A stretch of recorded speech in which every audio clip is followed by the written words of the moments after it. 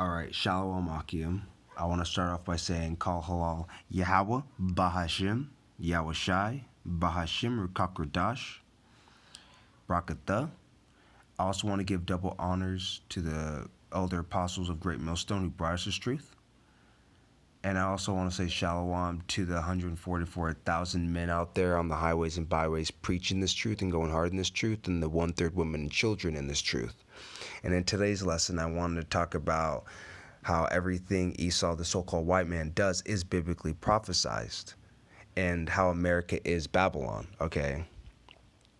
So everything that is done in present day can be traced back to the Bible and what the Bible says is going to happen, especially when it comes to the end times, okay? And I want to start off by saying that America is going to be destroyed. Like, it's going to be a disaster that has never come upon this world before or any civilization, but this place will be utterly obliterated, okay? And I want to start off with Revelations 18:7-10. How much she hath glorified herself, and lived deliciously, so much torment and sorrow give her. For she saith in her heart, I sit a queen, and I am no widow, and shall see no sorrow. So there has been so much sorrow and grief and hate that has been done here in America, especially the foundation of America and how this place was built. It was built off of the slaves. Okay, it was built off of the slaves, period. The so-called blacks, Native Americans, and Hispanics, all right, all that was done to us. The Hebrew Israelites, we're not African, they're not Hispanic, and they're not Native American, but Hebrew Israelites. That's who we are, because our bloodlines go all the way back to Abraham, Isaac, and Jacob, okay? And it says, shall see no sorrow, meaning that regardless of everything that we've been put through throughout the years, throughout this 400-year plus slavery, people want to put under the table because they want to be happy, they want to live in sin, and they don't want to own up to basically what happened, especially the children of Esau, because it was Esau who put us in slavery, just like the Bible says. Okay? Esau put us in slavery. Okay? Because Esau hates Jacob for tricking him to giving him his birthright, right? And that can be traced right back to Genesis 25 and 27, right? Let me read that, 27-34. The boys grew up, and Esau became a skillful hunter, a man of the open country, while Jacob was a quiet man, staying among the tents. Isaac, who had a taste for wild game, loved Esau, but Rebekah loved Jacob. Once, when Jacob was cooking some stew, Esau came in from the open country, famished. He said to Jacob, quick, let me have some of the red stew. I'm famished. Now that is why he was called Edom, okay? That's why he was called Edom. Because the red stew was supposed to represent how red he got, especially when he was angry or when he was famished or something, he turns all red, okay? Jacob replied, first sell me your birthright. Look, I'm about to die, Esau said. What good is the birthright to me? But Jacob said, swear to me first. So he swore on an oath to him, selling his birthright to Jacob. All right. He wanted that stew so bad, he gave up the kingdom of heaven. A place that you can't even imagine with your own fleshly mind. You can't imagine what the kingdom's going to be like. It's so spectacular. If you want me to put it in perspective for you, right? This whole earth and the glories that you might find on this earth, and not in the world, but of the actual earth that was before all this worldly stuff came upon, right? It took Yahweh Shai 6 days to create this earth and everything in it, the inhabitants and such, all right? 2,000 years ago, right? 2,000 years ago, He told the prophets that he was going to create the kingdom of heaven. All right. So if God took 6 days, right? 6 days to create the earth and everything in it, how spectacular do you think the kingdom of heaven's going to be if it took him 2,000 years to create it? Okay? 2,000 years. That's amazing. All right? That's amazing. That's unfathomable. Okay? You can't even fathom that, what it's going to even be like, besides what Yahushua has put in the book, right?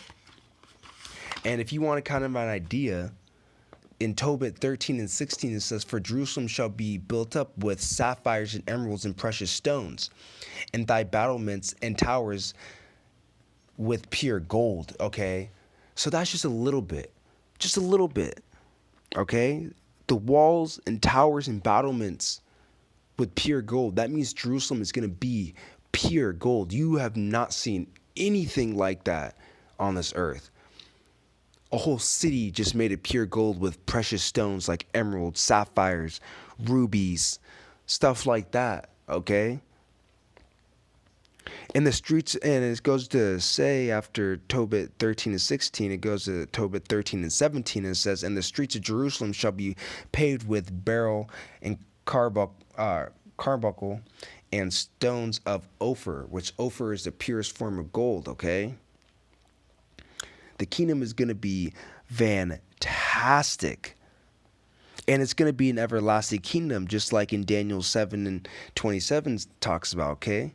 "Then the sovereignty, power, and greatness of the kingdoms under the whole heaven will be handed over to the saints, the people of the Most High, which are the Israelites, the people in this truth, okay? The people who have departed from the worldly expectations and ways and from sin and have come back to the Most High, okay? We were supposed to be on this information this whole time, but the reason why we weren't is because we were in a 400-year slavery, okay? His kingdom will be an everlasting kingdom, and all rulers will worship and obey him, okay? So regardless if you might want to take heed of what I'm saying, okay, in this truth, whatever you do, you could run away from this truth to the end of the world. It's not going to help.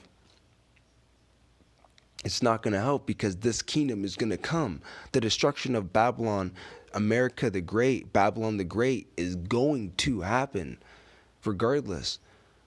And what has been done to Jacob will be done to Esau, meaning that what has been done to the Israelites, the so-called blacks, Native Americans, and Hispanics, it will be done to Esau, okay? And to the children of Esau, okay? And let me get that.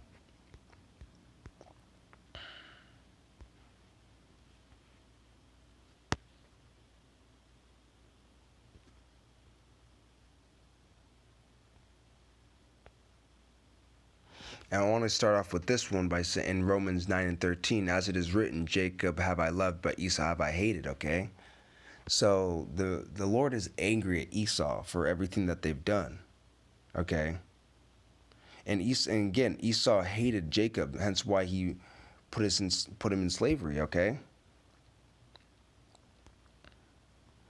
And this is Genesis 27 and 41.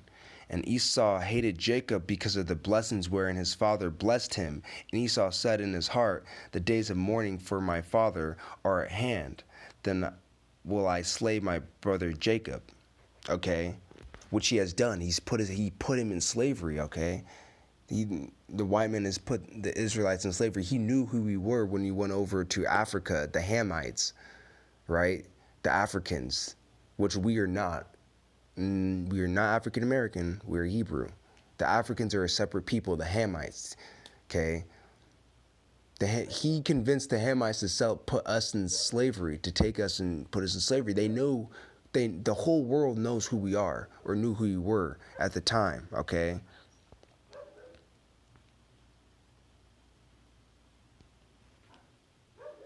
And I want to go to Isaiah 20, on Isaiah 14 and 21 through 22. And it says, prepare slaughter for his people for the iniquities of their fathers. So that means even the children of Esau, the young white people, they're going to die for the sins that they've committed and for the iniquities of their fathers, okay? If you did not know that the same spirits that were on the earth 400 years ago, 1,000 years ago, are still on the earth. It's called reincarnation, and that is what has happened. Okay? There's no new spirits under the sun. Nothing new under the sun. All right? And let me read that again. Isaiah 14 and 21. Prepare slaughter for his children for the iniquities of their father, and they do not rise, nor possess the land, nor fill the face of the world with cities. Isaiah 14 and 22, for I will rise up against them, saith the Lord of hosts, and cut off from Babylon the name, and remnant of son and nephew, saith the